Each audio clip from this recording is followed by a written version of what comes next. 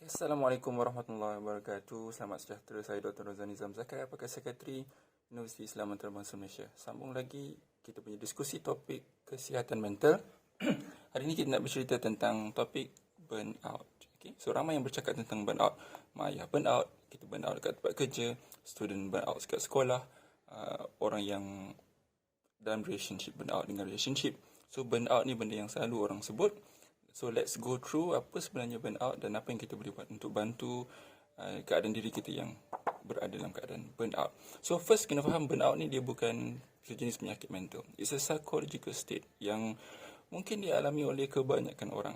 Tapi konsep asas burnout adalah dia berlaku when there is an imbalance and between stress yang kita experience dengan resources ataupun apa yang kita ada untuk cope dengan stres ni. So, selagi kehidupan kita ini ada stres, tapi resources yang ada, sumber yang kita ada, kekuatan yang kita ada, bantuan dan pertolongan, sokongan yang kita ada, boleh manage untuk balance out stres yang kita ada tu, maka kita hidup in a normal state. Maknanya kita tak rasa sangat benda tu. Dan ada pun sikit-sikit, hidup kita masih stabil. Tapi burnout berlaku dan bila mana stres yang kita experience ini melebihi and resources yang kita ada secara kronik. Kronik ni dia maksudnya berpanjangan. And so bila kita dalam keadaan berterusan, berada dalam situasi di mana stres ini melebihi resources yang kita ada, kemampuan yang kita ada untuk hadapi stres ni, maka kita duduk dalam keadaan apa yang kita sebut sebagai burnout. So, burnout ni dia ada tiga gejala utama dia lah. Tiga tanda utama. Tanda utama yang pertama adalah bila kita rasa lesu. Sebab tu nama dia burnout, lesu upaya. Maksudnya kita rasa penat, exhausted secara fizikal, secara emosi.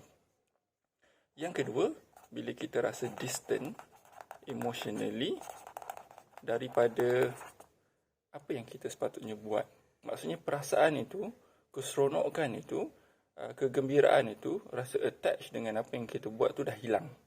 Contohnya kalau kita burnout dengan kerja, so kerja ni dah keluar dah daripada kamus benda-benda yang kita kisah, kita cara, kita seronok. Kalau parents burnout, so dia akan rasa distant dengan anak-anak. Kalau kalau relationship burnout, dia dah start rasa distant dengan orang tu. And so mungkin rasa tu datang dalam bentuk perasaan benci, perasaan marah, perasaan sedih, perasaan putus asa. Tapi key dia adalah emosi. So, lesu, emosi. Dan yang ketiga, bila mana dia start affect kita punya outcome. Maksudnya, kita dah jadi tak efektif. Maksudnya, kita dah jadi tak berfungsi lah. And so, kalau kita boleh imagine, seorang ibu ayah burnout, so dia letih. Dia dah tak ada perasaan. Dan dia tak boleh jadi ibu dan ayah yang baik. Asyik marah, asyik bergaduh, asyik rasa nak give up ataupun dia tak boleh nak serve purpose dia sebagai as a parents. So burnout ini kalau kita tak handle dengan baik, so dia akan affect tiga area. So dia akan affect kita punya physical. Okay, so burnout ni akan buat kita iklan anak nangis. So physical. So burnout ni akan buat kita affected physically, badan kita dalam keadaan chronic stress. So dia akan meningkatkan risiko kita untuk dapat penyakit. Sebab bila kita stress, kita akan produce a lot of cortisol. So, cortisol ni akan affect kita punya darah tinggi, kita punya kencing manis, kita punya sakit-sakit badan. Okay. Yang kedua, dia akan affect kita punya emosi. Okay. And so, itu sebahagian orang dia experience hopeless, depressed, and rasa anxious. Dan dia juga akan affect kita punya behavior. Okay. So, dia akan buat kita tak nak campur dengan orang. Dia akan buat kita rasa nak menjauhi orang lain, susah nak tidur, susah nak fokus kerja, tak nak pergi kerja. So, dia akan affect kita dalam aspek behavior. Kalau burnout ni tidak diurus dengan baik, so eventually dia jadi pintu, and so dia jadi pintu kepada mental illness. Okay, so tadi saya sebut burnout dia bukan penyakit mental. Tapi kalau burnout tidak diurus dengan baik, dia akan jadi mukadimah kepada terjadinya depression, anxiety, bipolar, apa juga penyakit mental yang boleh berlaku dan akibat kita jadi stres.